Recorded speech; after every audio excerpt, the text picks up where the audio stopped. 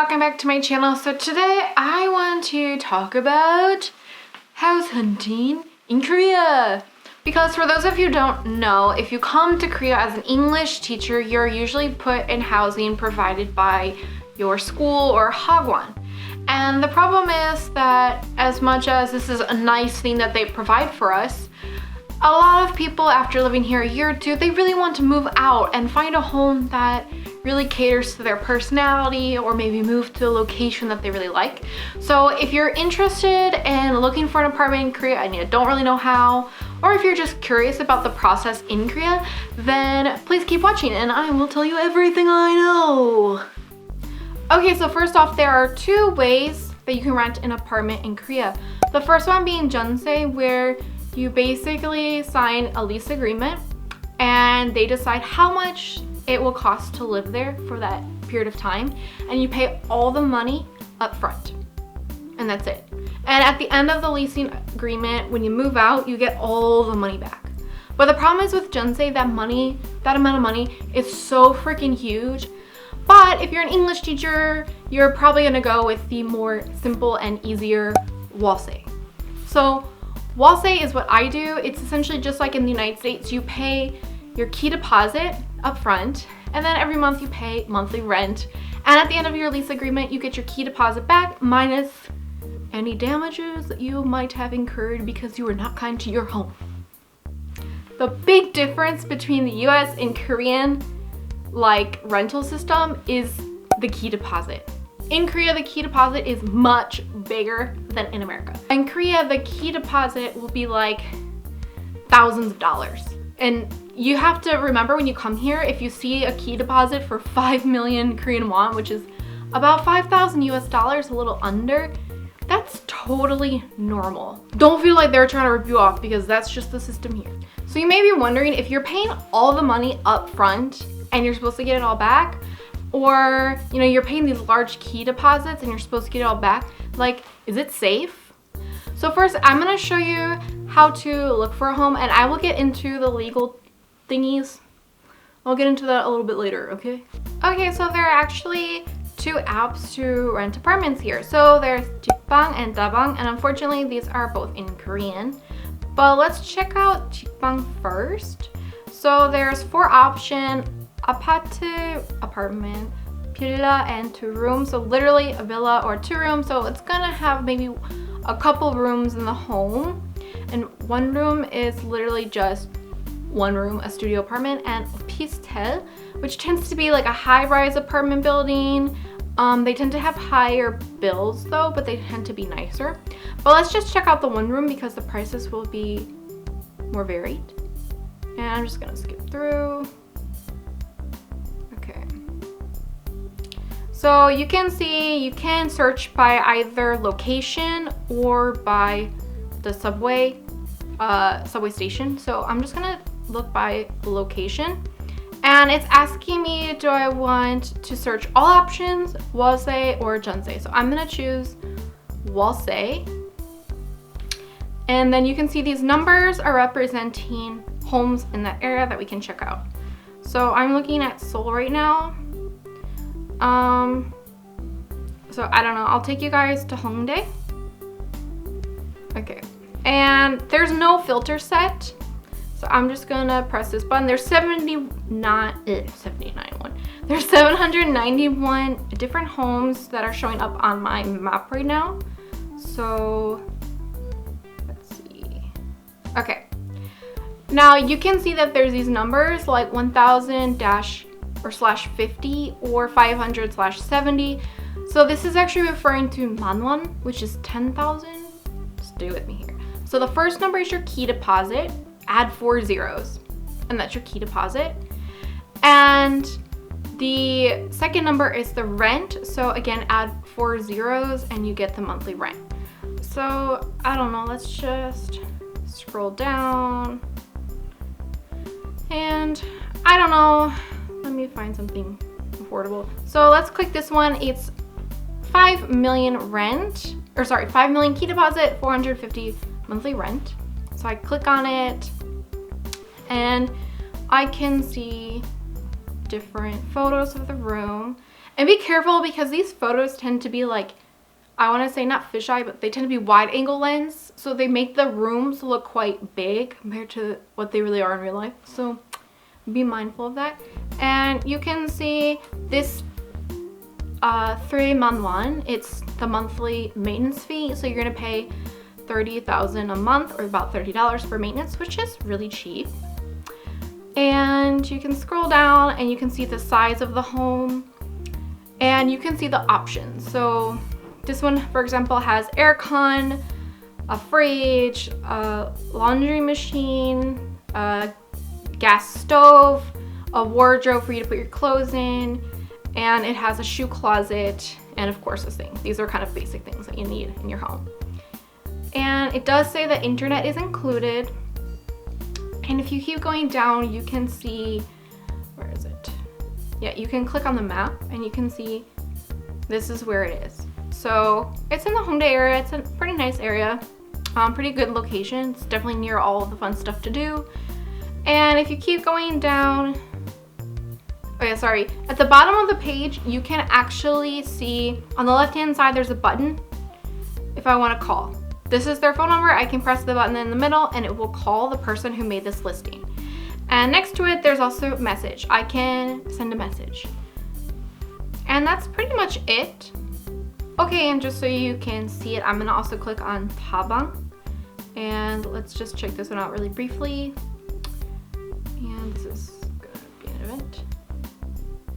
Okay, and Dabang is set up a little bit differently. So at the bottom, I have some options. So I'm gonna click this location button so I can search for homes by location, and instantly it's pulling up a map. So again, I'm in the Hongdae area. The numbers represent what's available. I can press this arrow and it's going to show me listings nearby. And again, it's the same number system, so always add 4 zeros to both numbers. The first number being the key deposit, second number being the rent. So as you can see, the key deposits are all kind of quite expensive. And this one is actually, there's actually some Jeonsei showing up. So I'm gonna click this one because it's pretty cheap rent. So $10,000 or 10 million won for key deposit and about 450,000 won a month. So yeah, you can see the pictures and you can see, scroll down, you can see the price, and the monthly maintenance fee here is 70,000 won, and it says that basically it covers cleaning and other things. And it does say that there's a parking lot, which I don't care. And basically you can see the options. It has aircon, laundry machine, pretty much the same options as the other place that we looked at on Zigbang. And again, you can see where it is on the map. Okay, let's zoom out. So it's a little bit away from Hongdae Station. And yeah, and then at the bottom, you can send them an SMS.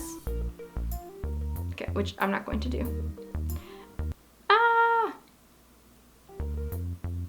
Or on the right, you can actually call them. And it's pretty much very similar to Zigbang.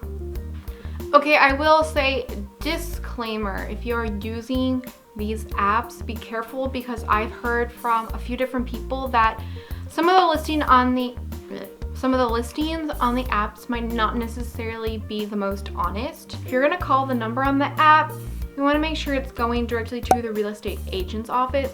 So basically I recommend if you're gonna use the app, maybe save some of your favorite listings and ask a friend to contact a real estate agent office and then show them those listings and just go through them.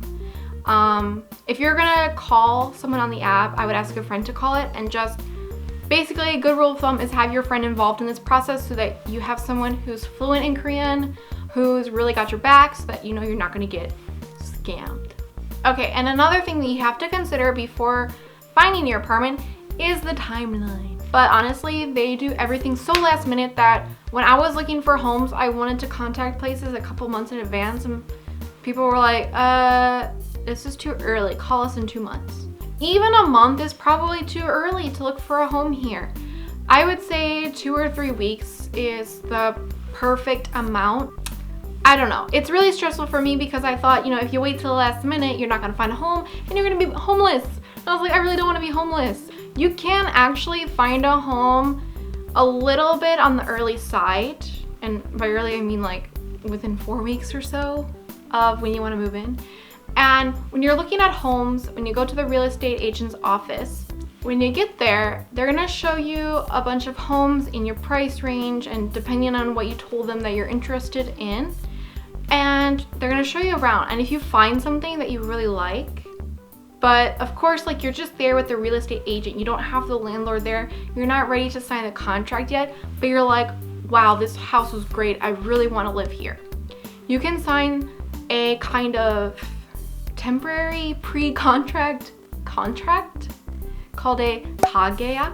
So you sign that and basically you'll pay, like, for example, my home was 5 million was the key deposit and my kageya was about 500,000. I paid to the real estate office, I gave them 500,000 won. They typed up a document and gave it to me saying that we will give you this specific home, we will get the key deposit to be this amount of money and your monthly rent will be this money. It was like they were promising me that these would be the details of my contract. And all they're gonna do is, at that point, they're like, this person 100% is gonna live here if we get these terms for them. So they go to the person who owns the home, the apartment, and they tell them about it.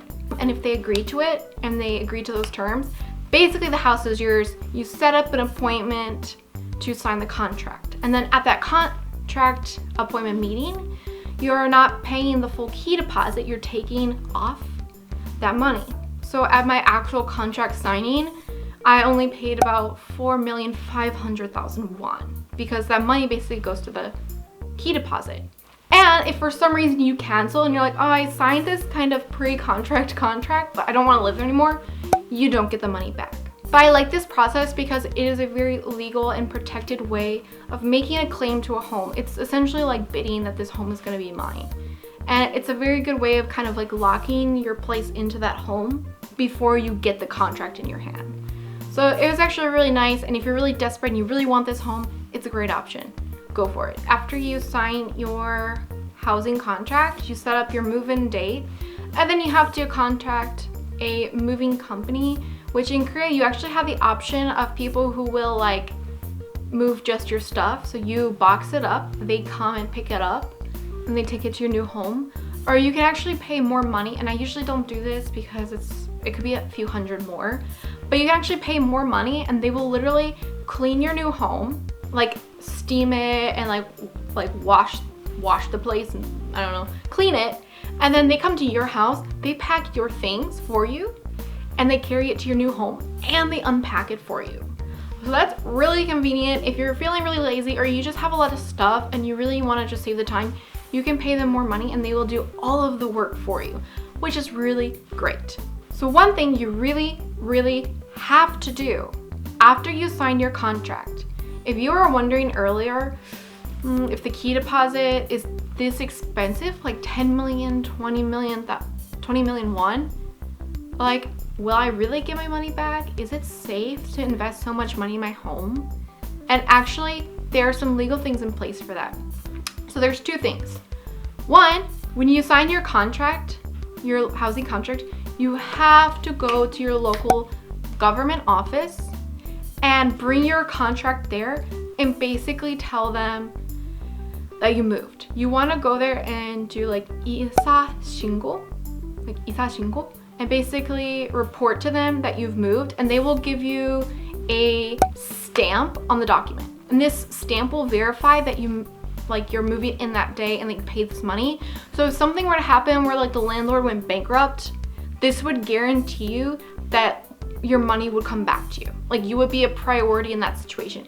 If you don't have this document, technically your landlord could come into your home and steal your shit and then get away with it. Or if something happened where they lost all their money, became bankrupt because you didn't get that document, you're not going to be a priority when it comes to settling their financial affairs. So you're not going to be guaranteed much money, if any at all.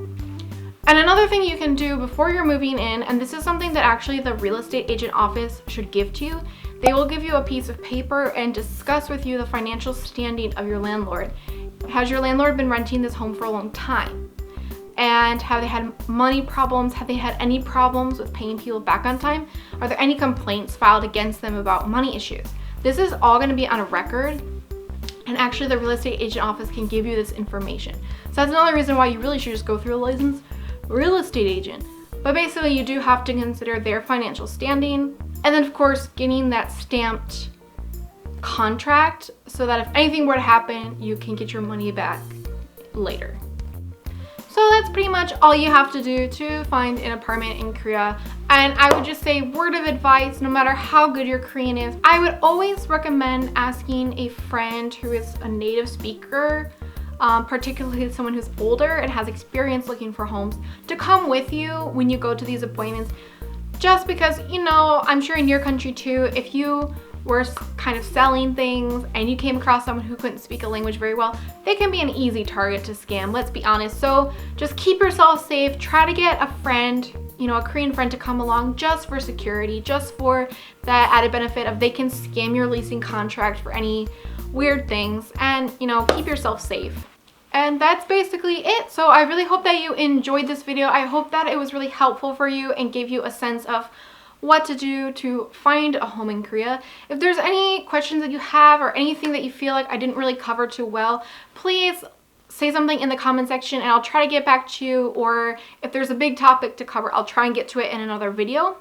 And if you like this video, please hit the like button. And if you're not already, please subscribe to my channel. And I will see you later.